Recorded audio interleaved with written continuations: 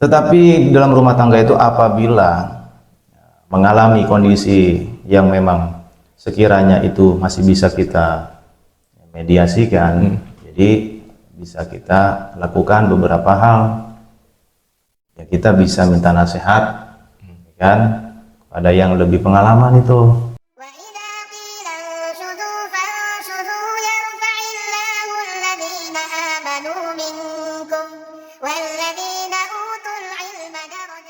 Assalamualaikum warahmatullahi wabarakatuh. Waalaikumsalam warahmatullahi wabarakatuh. Bismillahirrahmanirrahim. Alhamdulillahirabbil alamin. Allahumma shalli ala sayyidina Muhammad wa ala ali sayyidina Muhammad. Teman-teman dimanapun berada, semoga kita semua dalam keadaan sehat walafiat dan mendapatkan berkah dari Allah Subhanahu wa taala. Alhamdulillah, kita kembali dalam channel Media Barokah TV bersama abang kita, yaitu Abang Ahmad Syabani. Gimana kabarnya, Bang? Alhamdulillah. Makin keren aja nih, Bang. Alhamdulillah, yang penting sehat Bang Hasan. Iya, betul, Bang. Banyak rezekinya. Amin amin ya rabbal alamin. Ya teman-teman berada, kita kemarin sempat membahas mengenai rumah tangga ya. Dan itu ya sering berjalannya waktu, pasti dalam kehidupan rumah tangga itu pasti ada kalanya kita perselisihan ya, Bang ya. Iya. Dan tidak jarang juga nih teman-teman sekalian itu berujung kepada perceraian. Semoga kita semua dapat lebih berhati-hati atau lebih mawas diri dalam mengatakan atau melaporkan hal tersebut ya teman-teman. Apalagi kita kalau sudah mempunyai anak ya, Bang ya. Iya. Tuh pasti bisa jadi korban tuh, Bang. Karena kita sangat-sangat berharap kepada teman-teman semuanya, khususnya untuk kami berdua, berumah tangga itu lebih mawas diri lagi, lebih sabar lagi. Karena kita kemarin sempat membahas dengan Ahmad Syabani nih mengenai hubungan rumah tangga itu di antara salah satu pihak itu meninggalkan dengan tidak ada kejelasan. Yang perlu kadang kita itu lupa ataupun karena hal itu baru ya teman-teman sekalian hadapi, dan mungkin kita tahu, tapi ya namanya keadaan itu kan, Bang ya, itu kita hal yang kita pahami itu kadang jadi lupa tuh karena panik ya, Bang. Iya. Menyikapinya ini gimana nih gitu kan. Persyaratan apa ya sih, Bang? Prosedurnya seperti apa sih, Bang, mengurus hal seperti itu, Bang? Gimana, Bang? Oke, terima kasih. Assalamualaikum warahmatullahi wabarakatuh. Waalaikumsalam warahmatullahi wabarakatuh. Jadi di dalam ilmu hukum itu ada salam hukum juga nih Bang Hasan. Silakan, Bang. Gimana salamnya Bang? kita nih? Iya. Oke. Solus populis sublima lex exto, yang artinya keselamatan masyarakat itu menjadi suatu yang harus diutamakan. Artinya masyarakat atau rakyat halayak umum itu menjadi kewajiban ada perlindungan hukumnya. Begitu Bang Hasan. Terima kasih. Sebelumnya saya juga ingin mengucapkan selamat hari ulang tahun Indonesia yang ke-79 tahunnya. Semoga negara kita semakin hebat, semakin maju, semakin jaya. Amin. Berkaitan dengan permasalahan rumah tangga ya Bang Hasan. Iya, Bang. Rumah tangga itu ada lika-liku di dalam kehidupannya. Iya. Nah, ada ceritanya dalam rumah tangga itu aman-aman aja ya kan? Iya, flat aja gitu ya. Nggak ada ceritanya. Pasti ada dramanya lah. Mulai dari awal-awal emang enak Bang Hasan. Pasti itu, Bang. Wah, mantap ya kan? Iya. Kalau awal-awal itu masih hijau ya, masih kuat, masih harmonis. Tetapi dalam rumah tangga itu apabila mengalami kondisi yang memang sekiranya itu masih bisa kita mediasikan, jadi bisa kita lakukan beberapa hal. Ya, kita bisa minta nasihat, kan, pada yang lebih pengalaman itu. Namanya saya belum pengalaman nih dalam rumah tangga nih. Saya tanya sama Bang Hasan, ya kan, yang lebih hebat gitu. Nah, mungkin saya yang belum punya pengalaman, saya bisa menjalankan begitu saja. Saya harus belajar sama yang sudah pintar, yang sudah cerdas. Nah, langkah-langkah hukum yang real yang kita lakukan apabila mengalami suatu permasalahan. Ini kan biasanya kan permasalahan itu kan disebutnya namanya contentious. Contentious itu artinya ada perdebatan-perdebatan. Nah, perdebatan-perdebatan itu manakala masih bisa kita mediasi, maka langkah yang paling bagus itu adalah melalui mediasi. Baik melalui mediasi di dalam saudaranya, kawan dekatnya, orang tuanya, dan belum sampai mediasi ke tingkat pengadilan. Syukur-syukur mediasi ini di dalam pengadilan itu sudah selesai mediasinya dilakukan sebelumnya. Nah, bagaimana kalau itu tidak bisa dimediasikan melalui kedua orang tua atau orang yang memiliki pengaruh yang sangat kuat? Maka pemerintah memberikan jalur, kan? Memberikan jalur itu melalui pasal 39 nomor 1 tahun 74 junto pasal 115 di dalam KHI kompilasi hukum Islam.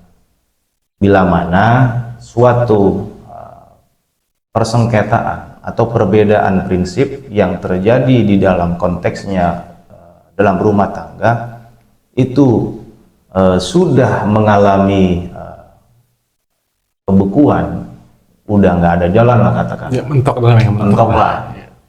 Maka prosedur yang harus dilakukan itu melalui pengadilan. Tapi dari itu semua harus ada tata caranya, Bang. Tata caranya nggak ujuk-ujuk langsung ke pengadilan. Gitu. Jadi kan tadi Bang Hasan nanya prosedurnya bagaimana sih? Ya, prosedurnya itu kita harus di dalam pengadilan, baik pengadilan negeri maupun pengadilan agama, itu ada yang namanya PTSP, pelayanan terpadu satu pintu. Ada juga melalui posbakum, pelayanan bantuan hukum. Jadi masalah-masalah tersebut nggak mesti melalui pengacara, bisa melalui kemampuan yang kita milik dan kita mau usaha, bisa melalui posbakum, pos pelayanan hukum. Begitu Bang Hasan. Nah, itu kan tadi kan secara teknis ya.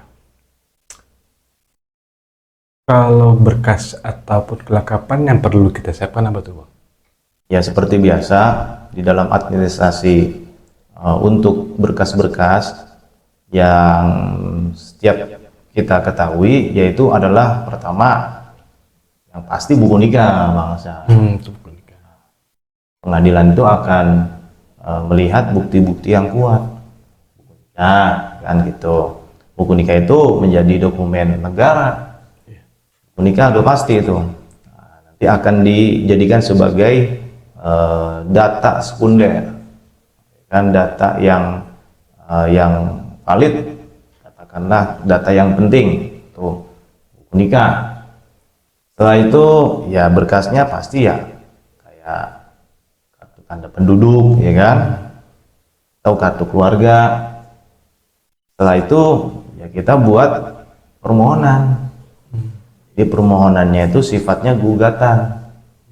Kalau gugatan itu masuknya ke contentious, lawanan, bukan volunteer. Bukan. Kalau volunteer itu artinya tidak ada lawan. Kalau kata orang luar tuh, sing gak ada lawan. Kalau ini ada lawan ini. Ya. Jadi ketika ada gugatan, maka dalil-dalilnya pun berkas-berkasnya harus lengkap. boleh salah satunya nggak lengkap, nah itu akan dipertanyakan di pengadilan. Begitu Bang Hasan. Terus apakah kita harus membawa saksi, Bang? Oke, untuk masalah saksi itu biasanya pada persidangan yang kedua. Berarti ada dua persidangan ya untuk perkara ini, Bang? Persidangan itu maksimal 3 kali. Oh, semua 3 kali. Jadi saksi itu akan difungsikan di pengadilan itu pada sidang yang kedua. Satu saksi-saksi, yang kedua adalah bukti-bukti. Nah, kita bisa memberikan bukti nggak? Daftar bukti. Nah, itu kita harus buat daftar buktinya tuh. Ya kan? Saksinya sudah dihadirkan dan saksinya juga disumpah dan bisa memberikan keterangan kepada hakim, majelis, dan ada daftar bukti. Buktinya apa saja. Jadi diperlihatkan di muka sidang itu. Gitu Bang Hasan. Apakah itu harus keluarga, Bang? Saksinya itu? Saksi itu kan dia kan kalau saksi itu harus melihat, mengetahui, ya kan? Syahidun, jadi saksi, dia melihat dan mengetahui. Saksi bisa dari pihak keluarga, bisa teman dekat atau tetangga dekat yang mengetahui perjalanan hidup rumah tangga kedua pasangan. Gitu Bang Hasan. Terus apa lagi ya? Di berkasnya udah, terus saksinya udah, masa persidangannya juga udah dijelaskan sama Bang Sabani. Terus kalau ini Bang,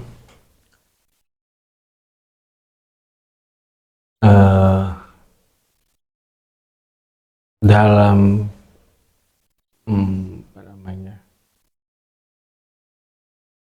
biaya itu ada nggak sih Bang yang harus kita keluarkan? Oke, terima kasih. Nah, ini pertanyaan yang harus kita jawab juga. Biasanya di dalam prosedur, dalam langkah-langkah kita untuk membuat gugatan itu pasti ada biayanya Bang. Nggak ada, orang keluar kan butuh biaya.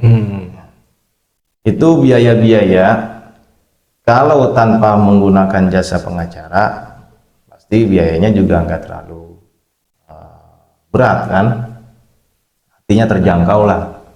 Tapi yang perlu kita kasih informasi kepada halayak, itu bisa kita melalui prosedur yang namanya posbakum. Kan biaya itu bisa melalui berkas-berkas yang sudah disiapkan dan ada panjer biayanya. Jadi tiap kali sidang itu pasti ada biayanya Bang Hasan. Pada sidang pertama, sebelum sidang itu sudah ada panjer biaya yang sudah dibayarkan oleh pihak penggugat. Gak mungkin persidangan dimulai panjer belum dibayar. Di mana-mana di persidangan pasti yang siap membayar itu adalah pihak penggugat, karena dia yang ada niatan untuk melakukan suatu langkah-langkah hukum. Nah, langkah-langkah hukum tuh kan nggak mesti dia harus berat, tapi sekiranya bisa terjangkau itu bisa dilakukan. Seumpamanya tidak melalui jasa pengacara, dia bisa langsung ke posbakum. Biasanya ke posbakum, dari posbakum itu akan diarahkan berapa besaran biayanya, dan insya Allah itu pasti akan terjangkau dan tidak terlalu memberatkan. Begitu Bang Hasan.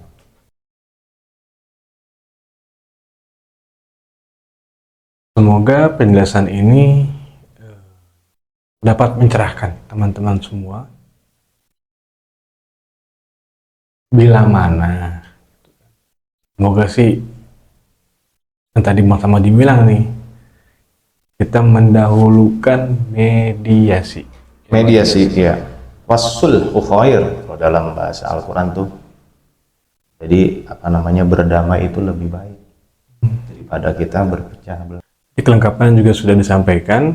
Nah, kalau misalnya gini bang, saya jadi keinget tanya lagi nih. Kalau misalnya buku nikah aslinya nggak ada bang, nah itu gimana ya? Iya, pertanyaan sangat bagus. Apabila buku nikah tidak ada, dicari-cari nggak ketemu gitu ya? Iya, atau umpamanya dia kebanjiran. nikah di tahun 70 katakanlah ya, Iya. cerainya di tahun 80 gitu ya, itu dia bisa mencari pada KUA, kantor urusan agama, di mana dia menikah di tempat pertama. Kalaupun nanti petugas KUA itu memberikan buku nikah, tapi bukan buku nikah asli, tapi salinan Bang Hasan. Buku nikah aslinya yang pertama kita pegang itu, makanya buku nikah itu sangat penting. Nah, seumpamanya di tahun 70 dia nikah, tahun 80 dia cerai, pasti yang akan dicari itu surat talaknya kan, gitu. Biasanya kalau sudah cerai itu buku nikahnya akan ditarik oleh hakim sebagai tanda bukti dokumen negara, kan dikeluarkan dari negara, kembali ke negara. Ketika dia sudah mendapatkan putusan yang ingkrah dari hakim, maka diberikan putusannya itu surat talaknya. Dan surat talaknya itu katakanlah hilang tuh ya. Iya. Nah, maka dicari di KUA juga. Bila buku nikahnya hilang, dia harus mencari salinannya. Bila buku atau surat talaknya itu hilang, itu bisa cari di KUA.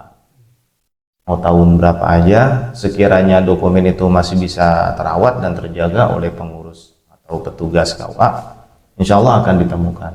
Tetapi ditemukannya itu pada saat dia menikah awalnya, gitu. Atau di lokasi wilayah yang dia nikah, di kantor KUA itu, atau di wilayah mana gitu. Gitu Bang Hasan. Nah, dalam prosesnya ini Bang Nia, bila salah satu pihak tidak hadir Bang, Iya.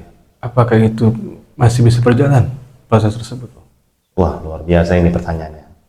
Apabila tergugat tidak hadir di sidang pertama, ya kan, umpamanya, padahal surat udah datang nih ke rumahnya, Bang Hasan dapat surat nih dari pengadilan. Bang Hasan karena saking sibuk kerjanya sebagai pengusaha ya nggak sempet datang. Bagaimana? Tetap berjalan, kan? Tetap berjalan karena suratnya itu sudah dikirimkan. Nah, bagaimana konsekuensinya? Konsekuensinya pasti ada yang namanya putusan perstek, putusan hakim yang mana diutarakan ketika pihak tergugat tidak hadir berkali-kali. Maka perlawanan pihak penggugat itu bisa dikabulkan oleh hakim. Namanya putusan perstek, putusan hakim yang tidak dihadiri oleh pihak tergugat. Begitu. Nah, kalau misalnya dia kuasakan, nah dia berhalangan, disuruhlah misalnya taruhlah saudaranya atau asistennya Atau kuasanya begitu ya? Iya. Ya. Bisa. Biasanya ketika sidang pertama, ya kan, seumpamanya pihak penggugat tidak hadir dan pihak tergugat juga tidak hadir, begitu ya? Iya. Biasanya hakim akan menyampaikan informasi diharapkan hadir. Untuk mengantisipasi seperti itu, yang biasa kita lakukan itu kita membuat namanya surat kuasa yang diberikan oleh tanda tangan notaris, namanya wonmerking. Wonmerking itu adalah surat kuasa yang diberikan kepada pihak penggugat kepada pengacaranya, katakanlah ya, itu harus ditandatangani dan dicap oleh notaris. Biasanya itu namanya surat kuasa wonmerking, surat kuasa istimewa namanya. Jadi pihak penggugat nggak perlu hadir, bisa. Nah, kalau pihak tergugat nggak hadir bagaimana? Itu biasanya akan menggunakan jasa lawyer atau pengacara. Nah, bila mana tidak menggunakan jasa lawyer atau pengacara, tetap hakim akan melaksanakan persidangan. Begitu Bang Hasan. Jadi tetap berjalan, persidangan harus berjalan dan harus diselesaikan. Oke, terima kasih Bang Sabandi nih waktunya nih. Sama-sama Bang Hasan. Semoga kita sehat terus. Makin sehat, makin berkah. Amin. Rezekinya, amin. Kena ajar Bang Sabandi. Ya teman-teman dimanapun berada, semoga penjelasan ini dapat mencerahkan kita. Lagi-lagi kita yang Bang Sabandi ya, kita mendahulukan mediasi dengan keluarga terlebih dahulu teman-teman. Ya. Dan berpikirlah sejenak dengan hati yang tenang, jangan langsung main gampang aja Bang ya. Iya. Mentang-mentang tadi Bang Sabandi bilang ada jalurnya, langsung aja dah. Iya. Gak bisa begitu teman-teman ya. Tetap kita harus mawas diri dan kita harus berhati-hati dan berpikir ke depan. Apalagi kalau sudah ada keturunan teman-teman. Dan kepada teman-teman semuanya, kami sangat berharap like and share video ini, video di channel Media Barokah TV ini. Semoga teman-teman yang lainnya dapat tersampaikan informasi yang tadi Bang Sabandi sampaikan nih. Amin. Dan juga kami sangat berharap komentar positif dari teman-teman agar channel Media Barokah TV ini dapat lebih baik ke depannya dan dapat memberikan edukasi yang lebih baik lagi ke depan agar teman-teman semuanya dapat merasakan solusi dari apa yang kita sampaikan dalam channel Media Barokah TV. Dari saya dan Mas Sabandi cukup sekian. Assalamualaikum warahmatullahi wabarakatuh.